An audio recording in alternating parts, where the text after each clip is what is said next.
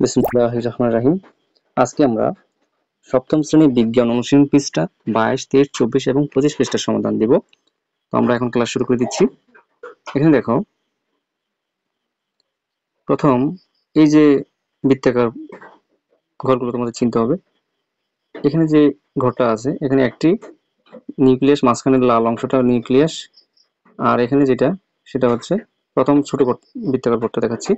এটা হচ্ছে একটি ইলেকট্রন, এটা হচ্ছে হাইড্রোজেনের গঠন দেখানো হয়েছে। আর এটা হচ্ছে যে এখানে যেহেতু ছয়টি, এখানে যেহেতু ছয়টি দেখা যাচ্ছে বৃত্তাকার পথে, প্রথম বৃত্তাকার পথে দুইটা বৃত্তাকার পথ আছে এখানে, মোট 6টি ইলেকট্রন দেখা যাচ্ছে। মাঝখানে হচ্ছে নিউক্লিয়াসে ইলেকট্রন, নিউট্রন এবং প্রোটন দেখা যাচ্ছে। এখানে অসংখ্য ইলেকট্রন এবং মাঝখানে নিউক্লিয়াস, এই মাঝখানে অংশ হচ্ছে নিউক্লিয়াস, এখানে হচ্ছে প্রোটন এবং নিউট্রন থাকবে। এখানেও একই প্রোটন নিউট্রন মাঝখানে, আর এগুলো যেগুলো চারপাশে এগুলো হচ্ছে ইলেকট্রন। তো এখানে তোমাদের যেটা জানতে হবে সেটা হচ্ছে প্রথম আমাদের ইলেকট্রন ঘূর্ণনের প্রধান কক্ষপথ হচ্ছে মোট 4টি থাকবে।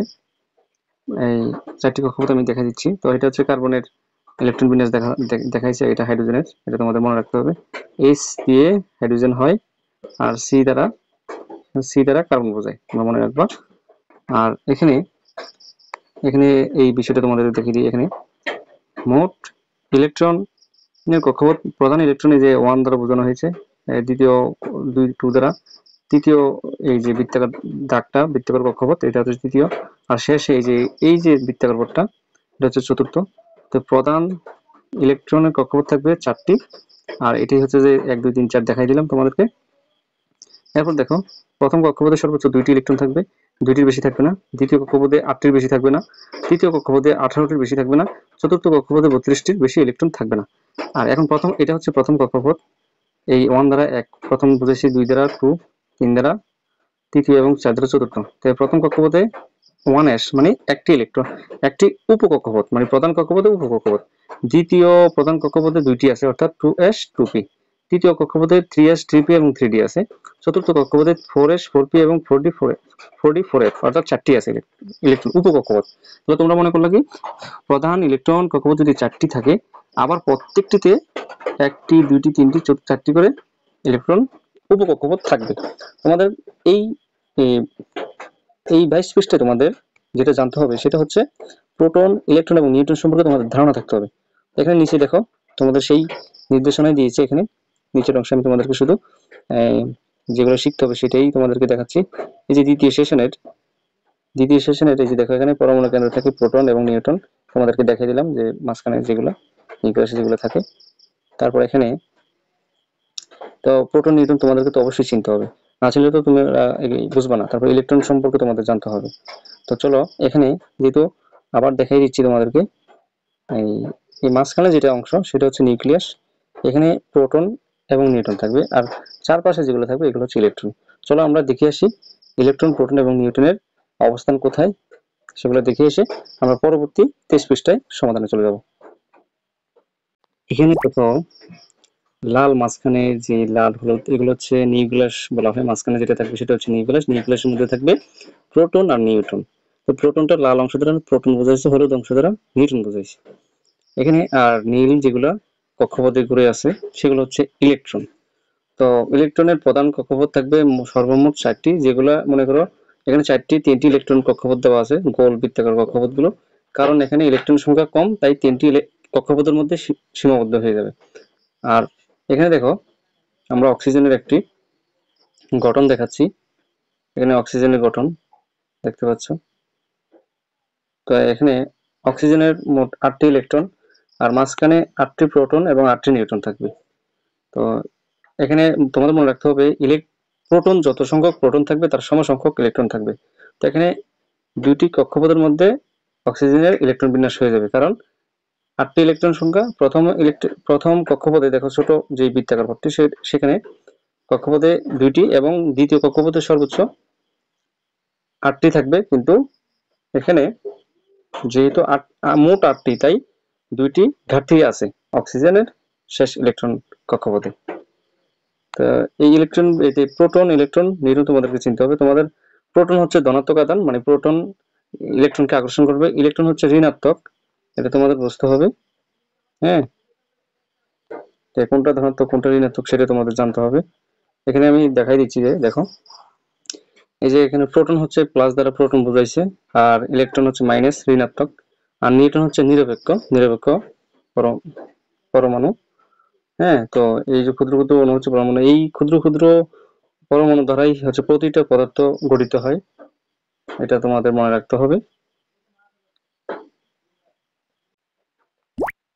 এখানে দেখো পদার্থের ইলেকট্রন কক্ষপথগুলো এরকম হতে পারে, বিজ্ঞানীরা ধারণা করেছে। হ্যাঁ, বিভিন্ন আকার, এভাবে বৃত্তাকার পথে, ডিম্বাকার পথেও ঘুরতে পারে, এটা বিজ্ঞানীরা ধারণা করেছে। তো এই বিষয়গুলো তোমাদের মনে রাখতে হবে যে শুধু বৃত্তাকার হলে হবে না, এভাবে আড়াআড়িভাবে ইলেকট্রনগুলো থাকতে পারে, ইলেকট্রন বিন্যস্ত থাকতে পারে। এই যে দেখো এভাবে এভাবে আড়াআড়িভাবে থাকতে পারে ইলেকট্রনগুলো, আর মাঝখানে যেটা সেটা হচ্ছে নিউক্লিয়াসে প্রোটন এবং নিউট্রন থাকবে। তো তোমাদের এই তিনটি পরমাণু, তোমাদের পরমাণু বৈশিষ্ট্য তোমাদের জানা থাকতে হবে। 23 পৃষ্ঠায় চলে আসছি। এখানে 23 পৃষ্ঠার কাজটা হচ্ছে এখানে একটা পরমাণু মডেল, একটি পরমাণু মডেলের ছবি অঙ্কন করতে হবে। হ্যাঁ, আর এখানে মডেল তৈরির উপকরণ বিভিন্ন, তার কি দিয়ে তৈরি করতে পারো, গাম, সুতা, তার, হ্যাঁ, দিয়ে আসলে কাঠি দ্বারা তৈরি করতে পারো। এখানে এই পরমাণু মডেল তৈরি করার চাইতে, এখানে দেখো পরমাণু মডেল তৈরি করার চাইতে এখানে তোমাদের গুরুত্বপূর্ণ বিষয় হচ্ছে তুমি নিউক্লিয়াস চিনেছ কিনা। প্রথম মাঝখানে যেটা থাকবে সেটা হচ্ছে নিউক্লিয়াস। তো নিউক্লিয়াসে বিভিন্ন ধরনের এরকম, দেখো আমি তোমাদেরকে একটু ভালো করে অঙ্কন করে দেখাচ্ছি। মাঝখানে থাকবে নিউক্লিয়াস, এখানে মনে করো এই হচ্ছে যে ফোটা ফোটা ফোটা ফোটা, মনে করো এখানে থাকবে কি প্রোটন। তারপর কালার চেঞ্জ করে আমি দেখাচ্ছি। যদি তুমি এই লাল অংশগুলো যদি তুমি এখানে দেখো, যদি তুমি লাল অংশগুলো যদি নিউটন ধরো, যে এই নীলগুলো যদি তুমি প্রোটন ধরো, যেটাই ধরো তুমি, এই মাঝখানে নিউক্লিয়াসে থাকবে তোমার প্রোটন এবং নিউট্রন, এটা তোমাদের মনে রাখতে হবে। তারপর বৃত্তাকার পথে এরকম প্রথম কক্ষপথ, দ্বিতীয় কক্ষপথ, তৃতীয় কক্ষপথ এবং চতুর্থ কক্ষপথ। তো এগুলোতে তোমার প্রথম কক্ষপথে 2টা ইলেকট্রন থাকবে সর্বোচ্চ, আর দ্বিতীয় কক্ষপথ এরকম 2টি কক্ষপথ থাকবে। আমি তোমাদেরকে বোঝার জন্য দেখিয়ে দিচ্ছি। যেখানে দেখো, যদি প্রথম কক্ষপথে 2টি ইলেকট্রন থাকবে এরকম, আর তৃতীয় কক্ষপথে সর্বোচ্চ 8টি, তবে কমও থাকতে পারে, কিন্তু 8টি বেশি থাকবে না। তো এরকম তৃতীয় কক্ষপথে থাকবে 18টি সর্বোচ্চ এরকম করে, আর চতুর্থ কক্ষপথে সর্বোচ্চ 32টি। তোমরা এগুলো বুঝতে হবে। তো এইভাবেই পরমাণু মডেল একটি তৈরি করতে পারো এই ধরনের উপকরণ দ্বারা। তো তোমাদের বোঝা হচ্ছে যে তুমি যদি বুঝতে পারো তাহলে তোমার এটা তৈরি করার চাইতে তোমার বোঝা হচ্ছে সবচেয়ে, তুমি ক্লাসটি বুঝতে পারছো কিনা সেটা হচ্ছে বড় বিষয়। তুমি যদি বুঝতে পারো তো অবশ্যই তুমি মেধাবী হবে। এই কারণে তোমাদেরকে আমি প্র্যাকটিক্যালি দেখাই দিলাম বিষয়টা, ক্লাসটা। এখন আমরা এই 23 পৃষ্ঠার এটাই হচ্ছে যে কাজ। তো প্রোটন ইলেকট্রন তো আমরা 22 পৃষ্ঠায় শিখেছি। এখন আমরা 24 পৃষ্ঠার সমাধানে চলে যাব। আমরা এখন 24 পৃষ্ঠায় আছি। তো 24 পৃষ্ঠায় একটি ছক পূরণ করতে হবে। তো ছক পূরণ করার আগে আমাদের কিছু কাজ আছে, সেগুলো করতে হবে। এখানে দেখো, প্রথম সেশনে আমাদের যে কাজ সেটা আমরা করব। আমরা বিস্তারিত না পড়ে শুধু সমাধানটা করব, সময় নষ্ট না করে। আমরা ধাতু এবং অধাতু চিনে আসবো, যে ধাতু কি অধাতু কি সেটা আমাদের চিনতে হবে। তারপর যেসব পদার্থ বিদ্যুৎ পরিবাহী এবং অপরিবাহী এবং অর্ধপরিবাহী বিদ্যুৎ পরিবহন করে না সেটা আমাদের জানতে হবে। এবং যেসব পদার্থ তাপ, এখানে দেখো, যেসব পদার্থ তাপ পরিবহন করে বা বিদ্যুৎ পরিবাহী সেগুলো আমাদের জানতে হবে। হ্যাঁ, তারপরে তাপ বিদ্যুৎ সম্পর্কিত কাজের কয়েকটি উদাহরণ আমাদের নিজে ছকটা পূরণ করতে হবে। তো ছক পূরণ করার আগে বিদ্যুৎ পরিবাহী, অপরিবাহী, অর্ধপরিবাহী আমাদের সম্পর্কে জানতে হবে। এগুলাই হচ্ছে যে এই 24 পৃষ্ঠার কাজ। তারপর আমরা এইগুলো শিখে আমরা সমাধানটি নিচের ছকটি পূরণ করব। চলো আমরা বিদ্যুৎ অপরিবাহী, অর্ধপরিবাহী এবং পরিবাহী সম্পর্কে জেনে আসি, এবং ধাতু অধাতু চিনে আসব, এবং তাপ ও বিদ্যুৎ কোন ধরনের পদার্থগুলো পরিবহন করে সেটা আমরা একটু দেখে আসবো। চলো দেখে আসি। সাধারণভাবে যদি বলি, এখানে দেখো ধাতু অধাতু কাকে বলে, সেটা হচ্ছে যেসব উপাদান সাধারণত তাপ ও বিদ্যুৎ পরিবাহী, হ্যাঁ, আঘাত করলে ঝনঝন শব্দ করে। এই যে এখানে দেখো, ধাতু অধাতু কাকে বলে, যেসব উপাদান সাধারণত তাপ বিদ্যুৎ পরিবাহী, আঘাত করলে ঝনঝন শব্দ করে, হয় পিটিয়ে পাত তৈরি করা যায়, ঘষলে চকচক করে, যেসব উপাদানকে ধাতু বলে। হ্যাঁ, যেসব আয়রন, কপার, সোডিয়াম ইত্যাদি, যেমন আয়রন, কপার, সোডিয়াম ইত্যাদি। এবং যেসব উপাদান সাধারণত তাপ ও বিদ্যুৎ পরিবাহী নয়, আঘাত করলে তেমন শব্দ হয় না, পিটিয়ে পাত তৈরি করা যায় না, সেই উপাদান হচ্ছে অধাতু। এটা হচ্ছে সাধারণ সংজ্ঞা, তোমরা মনে রাখতে হবে। এখানে দেখো ধাতু, এই যে কপার মানে হচ্ছে তামা, জিঙ্ক, তারপর টিন, টাইটানিয়াম, হ্যাঁ, স্টিল, কাস্ট আয়রন, এগুলো হচ্ছে ধাতু। হ্যাঁ, এগুলো দিয়ে বিদ্যুৎ পরিবহন হয় এবং তাপ পরিবহন হয়। লোহা, আমি বলবো লোহা, তামা, এগুলো যদি তুমি, যেই পদার্থগুলো যদি, এই যে লোহা, তামা, পিতল, এগুলো যদি তুমি আগুনে দাও খুব দ্রুত গরম হয়ে যাবে, অর্থাৎ খুব দ্রুত তাপ পরিবহন করা যায় এগুলো দিয়ে। তোমাদের এই বিষয়গুলো তোমাদের অবশ্যই মনে রাখতে হবে, যে এরকম কঠিন, যেগুলা আগুনে দিলে সহজে গলে না, এই ধরনের শক্ত জিনিসগুলো, হ্যাঁ, এই যে এই ধরনের শক্ত শক্ত জিনিসগুলো অবশ্যই ধাতু। এই হচ্ছে ধাতুর, তোমাদেরকে দেখিয়ে দিলাম। দেখো, এখানে ডান পাশে অধাতুর এই যে ডায়মন্ড, কার্বন, সালফার, ফসফরাস, এগুলা অধাতুর তালিকায় পড়েছে। হ্যাঁ, তারপরে এখানে দেখো অধাতুর মধ্যে আবার আহ, শুধু অধাতু তোমাদের চিনতে হবে, যেমন নিচের, এখানে নিচের অংশগুলো দেখো, এই যে যেমন অক্সিজেন, কার্বন, সিলিকন, বোরন, এগুলো হচ্ছে অধাতু। হ্যাঁ, এখানে আরো কিছু, তবে অধাতুর সংজ্ঞা আমি এখন দিচ্ছি, অধাতু কোনগুলো সেগুলো সহজে বলে দিচ্ছি এখন তোমাদের। অধাতু সহজে বোঝার উপায় হচ্ছে, যে দেখো এখানে হাইড্রোজেন ইজ দ্বারা হাইড্রোজেন বোঝায়, হাইড্রোজেন গ্যাস, এটা অধাতু। হিলিয়াম গ্যাস, সেটা অধাতু। কার্বন কঠিন, নাইট্রোজেন এটাও গ্যাস। তো গ্যাস জাতীয় যে অক্সিজেন, ফ্লোরিন, নেয়ন, হ্যাঁ, এগুলো হচ্ছে গ্যাস জাতীয় পদার্থ। তো গ্যাস এবং তরল এবং পানীয় অধাতু হবে, কারণ তরল এবং গ্যাস দুইটাই অধাতু। তো তোমরা মনে রাখবা, তরল এবং গ্যাস জাতীয় যেসব পদার্থ, এগুলো অধাতুর মধ্যে পড়বে। এখানে দেখো সুপরিবাহী বস্তু হচ্ছে যেসব বস্তুর মধ্য দিয়ে বিদ্যুৎ সহজেই প্রবাহিত হতে পারে বা চলাচল করতে পারে, বা তাকে সুপরিবাহী বলে। হ্যাঁ, এখানে লোহা, তামা, রূপা, সোনা ইত্যাদি দিয়ে বিদ্যুৎ সহজে পরিবাহী হয়। তো অর্ধপরিবাহী হচ্ছে যে বস্তুর মধ্য দিয়ে নির্ধারিত মাত্রার বিদ্যুৎ প্রবাহিত হতে পারে তাকে অর্ধপরিবাহী বলে। যেমন সিলিকন, জার্মানিয়াম, এগুলা যেমন সোডিয়াম হতে পারে, হ্যাঁ, এগুলো হতে পারে, কার্বন হতে পারে। তো মানুষের দেহ হচ্ছে অর্ধপরিবাহী বলা যেতে পারে, কারণ মানুষের দেহ দিয়েও বিদ্যুৎ পরিবহন করে। যে বিষয়গুলো মনে রাখতে হবে সেটা হচ্ছে যে অপরিবাহী, মানে বিদ্যুৎ অপরিবাহী পদার্থ হচ্ছে যেসব পদার্থের মধ্যে দিয়ে বিদ্যুৎ দিয়ে বিদ্যুৎ তড়িৎ বা বিদ্যুৎ পরিবহনের জন্য কোনো মুক্ত ইলেকট্রন থাকে না, বা তাদেরকে অপরিবাহী বা অন্তরক পদার্থ বলে। যেমন প্লাস্টিক, রাবার, কাঠ ইত্যাদি। এগুলো দিয়ে প্লাস্টিক, শুকনা কাঠ, হ্যাঁ, ভিজা কাঠ দিয়ে হবে না, শুকনা কাঠ দিয়ে বিদ্যুৎ পরিবহন করে না, কাঁচ দিয়ে বিদ্যুৎ পরিবহন করে না, এবং প্লাস্টিক দিয়েও বিদ্যুৎ পরিবহন করে না। এগুলো, এই বিষয়গুলো তোমাদের মনে রাখতে হবে। এটা হচ্ছে অপরিবাহী পদার্থ, বিদ্যুৎ অপরিবাহী পদার্থ। যাই হোক, এখন আমরা 24 পৃষ্ঠার ধাতু ও ধাতু চিনে ফেললাম। হ্যাঁ, ধাতু ও ধাতু চিনলাম, অপরিবাহী, অপরিবাহী, অর্ধপরিবাহী চিনলাম, তাপ ও বিদ্যুৎ পরিবহন করে কিনা সেটাও আমরা জানলাম। এখন চলো আমরা ছকটি পূরণ করে নিই, 24 পৃষ্ঠার ছকটি। এই হচ্ছে 24 পৃষ্ঠার ছক।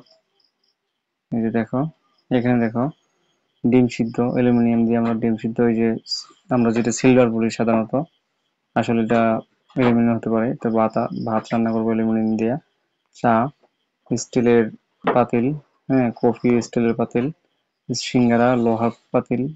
পেঁয়াজ ও সিঙ্গারা তেলে ভাজতে হয়, তাহলে লোহার পাতিল প্রয়োজন হবে। এখানে তো রুটি, লোহার পাতিল। তারপর তরকারি রান্না অ্যালুমিনিয়াম দিয়ে আমরা তৈরি করতে পারি। তো এটা হচ্ছে যে প্রয়োজনীয়। এখানে হচ্ছে চুলায় রান্না করার জিনিসগুলো এখানে লিখেছি, আর এখানে ধাতুর নামগুলো লিখেছি। এই হচ্ছে 24 পৃষ্ঠার ছক। এখানে তারপর আমরা এখন 25 পৃষ্ঠার বিষয়গুলো দেখব। এখানে দেখো 25 পৃষ্ঠার দুইটা কাজ আছে, সেটা হচ্ছে এখানে তোমাদের কঠিন বস্তু, তরল এবং গ্যাস। এখানে এগুলো হচ্ছে কণা, পদার্থের পরমাণুর কণাগুলো দেখানো হয়েছে। হ্যাঁ, তো কঠিন বস্তুর এভাবে সুশৃঙ্খল ভাবে, সুন্দরভাবে কাছাকাছি পদার্থগুলোর এখানে গতি থাকবে না কঠিন বস্তুর মধ্যে, তরলের মধ্যে একটু দূরে সরে যাবে। আর গ্যাসীয় পদার্থের কণাগুলো বেশি দূরে সরে যাবে, একে অপরের থেকে অনেক দূরে চলে যাবে। যেমন হাইড্রোজেন গ্যাস, তারপর হিলিয়াম গ্যাস, হ্যাঁ, এই আর্গন গ্যাস, এগুলো হচ্ছে। আর তরল হচ্ছে পানি, তেল, বা তোমার পানি, তেল, তারপর কি আছে, এই মধু। আর কঠিনের মধ্যে হচ্ছে লোহা, তামা, মাটি, ইট, কাঠ ইত্যাদি, কার্বন। হ্যাঁ, এটা হচ্ছে কঠিন পদার্থ। আর দ্বিতীয় ধাপে তোমাদের এই যে 25 পৃষ্ঠার দ্বিতীয় ধাপে কাজ হলো তোমাদের যেটা চিনতে হবে। তো আমরা এটা এই কঠিন বস্তু, তরল এবং গ্যাসের এই তিনটি বস্তু তোমাদেরকে বুঝিয়ে দিব। হ্যাঁ, তার শেষে আমরা নিচের অংশটি শেষে, সবার শেষে, ক্লাসের শেষে বুঝিয়ে দেব। এখানে দেখো, এই এখানে এই 25 পৃষ্ঠায় তোমাদের যে কাজটা করতে হবে সেটা হচ্ছে যে এখানে বিস্তারিত পড়ে সময় নষ্ট করে লাভ নেই, আমরা শুধু সমাধানটাই দিয়ে থাকি। এখানে দেখো, এই আমরা এখানে অক্সিজেনের উপস্থিতি অর্থাৎ অক্সিজেন চিনতে হবে। এখানে তোমাদের অক্সিজেন কি সেটা চিনতে হবে। তারপর এই কার্বন ডাইঅক্সাইড চিনতে হবে। এখানে হাইড্রোজেন চিনতে হবে। তো আমরা হাইড্রোজেন, অক্সিজেন এবং কার্বন ডাইঅক্সাইড চিনলে আমাদের এই অধ্যায়ের কাজটি, 25 পৃষ্ঠার কাজটি হয়ে যাবে। তো চলো আমরা কার্বন ডাইঅক্সাইড কোথা থেকে আসে, অক্সিজেন এবং কার্বন ডাইঅক্সাইড, হাইড্রোজেন, অক্সিজেন সম্পর্কে জেনে আসি। চলো, তোমাদের মনে রাখতে হবে গাছ গাছ থেকে যেই গ্যাসটা ছাড়া হয় সেটা হচ্ছে অক্সিজেন। অক্সিজেন হচ্ছে ও দ্বারা বোঝানো হয়, O2 দ্বারা বোঝানো হয়। দুইটি পরমাণু নিয়ে অক্সিজেন গ্যাস তৈরি হয়। তো গাছ থেকে আমরা অক্সিজেন পাই। এখানে দেখো, আমরা গাছ থেকে অক্সিজেন পাই ঠিক আছে, মানুষ থেকে আমরা যে নিঃশ্বাস ত্যাগ করি, এটা কার্বন ডাইঅক্সাইড। কার্বন ডাইঅক্সাইড আবার গাছ শোষণ করে, আবার গাছ আমাদেরকে আবার অক্সিজেন দেয়। আমরা অক্সিজেন নাক দিয়ে নিঃশ্বাস নেই, আবার প্রশ্বাস ছাড়ি হচ্ছে কার্বন ডাইঅক্সাইড, সেটা তোমাদের বুঝতে হবে। হ্যাঁ, তাই কার্বন ডাইঅক্সাইড আমরা হচ্ছে মুখ দিয়ে, নাক দিয়ে যেটা ছাড়ি সেটা হচ্ছে কার্বন ডাইঅক্সাইড, আর যেটা নেই সেটা হচ্ছে অক্সিজেন, সেটা গাছ থেকে আসে। এই দুইটার সময় তুমি জিনিস চিনতে পারলে। এখন আমরা চলো প্র্যাকটিক্যালি দেখে আসি। এখানে এই যে এখানে দেখো, বায়ুমণ্ডলে যে উপরে দেখো O2 দ্বারা বোঝানো হয়েছে অক্সিজেন, আর নিচে দেখো সি দ্বারা কার্বন, ও দ্বারা O2 দ্বারা সি এবং ও, অক্সিজেন এবং কার্বন যখন মিলিত হবে তখন সেটা হবে কার্বন ডাইঅক্সাইড, এবং পানির সংকেত আছে এখানে H2 এবং O, এই দুইটা দ্বারা পানির সংকেত বোঝানো হয়েছে। এখানে দেখো যে একটা গ্লাসে লিকুইড অক্সিজেন অর্থাৎ তরল অক্সিজেন। হ্যাঁ, তো আমি যখন অক্সিজেনটাকে ঢালবো এইভাবে দেখা যাবে। হ্যাঁ, যখন কোনো পাত্র থেকে তরল অক্সিজেন ঢালবো এরকম দেখা যাবে। এটা হচ্ছে লিকুইড অক্সিজেন, হচ্ছে তরল অক্সিজেন। অক্সিজেনের গ্যাসের কোনো মানে যখন তরল বোতলে রাখবা তখন সেটা তোমার যে বোতলে রাখবে সেই বোতলের রং ধারণ করবে, এটার কোনো রং নেই, এটা স্বচ্ছ পদার্থ অক্সিজেন। এই যে H2 দ্বারা হাইড্রোজেন গ্যাস বোঝাবে। হ্যাঁ, তো হাইড্রোজেন গ্যাস বিষাক্ত না, হাইড্রোজেন গ্যাস আগুন জ্বলতে সাহায্য করে। তো আমরা এই হাইড্রোজেন, তোমাদেরকে হাইড্রোজেন গ্যাস দেখবা কিভাবে সেটা তোমাদেরকে বলে দিচ্ছি। কিভাবে হাইড্রোজেন গ্যাস দেখা যায় সেটা তোমাদেরকে এখন বলে দিব। এরকম গরম লোহা, গরম করে যখন তুমি পানিতে দিবা তখন পানিতে দেওয়ার সাথে সাথে এই গরম লোহা পানিতে দেওয়ার সাথে সাথে তখন একটা এই সাদা ধোঁয়া বের হবে আওয়াজ করে, শীত করে একটা আওয়াজ করে সাদা ধোঁয়া বের হবে। ওই সাদা ধোঁয়াটাই হচ্ছে হাইড্রোজেন। তোমাদের এটা মনে রাখতে হবে, এরকম লোহা গরম করে যখন পানিতে দিবা তখন সাদা ধোঁয়া বের হবে পানি থেকে গরম হয়ে, তখন ওইটা হাইড্রোজেন গ্যাস সাদা দেখা যাবে। তোমরা পরীক্ষাটা চালিয়ে করতে পারো। তো মানুষের নিঃশ্বাস থেকে তো কার্বন ডাইঅক্সাইড বের হয়। এখানে বিভিন্ন ধরনের কলকারখানা থেকেও কার্বন ডাইঅক্সাইডের ধোঁয়া বের হয়। তোমরা এটা মনে রাখতে হবে, সাদা ধোঁয়া হচ্ছে কার্বন ডাইঅক্সাইড। তো কার্বন ডাইঅক্সাইড হচ্ছে কার্বন ডাইঅক্সাইডটা হচ্ছে ঝাঁঝালো, হ্যাঁ, স্বাদ আছে। তো যেটা কালো ধোঁয়া বের হবে সেখানে কার্বন মনোঅক্সাইডও থাকতে, কার্বন মনোঅক্সাইড থাকবে। এরকম ধোঁয়া হচ্ছে যে কার্বন ডাইঅক্সাইড। তো বিভিন্ন কলকারখানার রাসায়নিক বর্জ্য পোড়াইলে কার্বন ডাইঅক্সাইড বা বিভিন্ন ধরনের সালফোরিক অ্যাসিড বা অন্যান্য নাইট্রোজেন গ্যাসও নির্গত হতে পারে। তবে এগুলো হচ্ছে মূলত কার্বন ডাইঅক্সাইড। আর যেগুলো দেখবা ওই যে গাড়ির কালো ধোঁয়া, যেটা যেটা কলকারখানার কালো ধোঁয়া এবং গাড়ির পিছন থেকে কালো ধোঁয়া বের হয়, সেগুলো হচ্ছে কার্বন মনোঅক্সাইড। এখানে দেখো তিনটি চিত্র, সলিড, লিকুইড এবং গ্যাস। বাম পাশে যেটা, এটা হচ্ছে the solid state of water refer to ice. In this state water molecules are organized in an orderly and right structure. এটা হচ্ছে সলিড। তো বাম পাশে যেটা দেখতেছো এটা হচ্ছে বরফের টুকরো দেখা যাচ্ছে। এখানে বরফের টুকরো যখন হবে পানি এখানে বৃত্তাকার একটা দেখো হালকা, এখানে কণাগুলো খুব কাছাকাছি থাকবে এবং কণাগুলোর গতি থাকবে না, স্থির অবস্থা কাঁপতে থাকবে, এটা হচ্ছে সলিড। মাঝখানে লিকুইড যেটা তরল, পানি যখন তরল থাকবে তখন একটু পানির কণাগুলো একটু জায়গা নিজেদের মধ্যে একটু ফাঁকা থাকবে, হালকা মাঝামাঝি।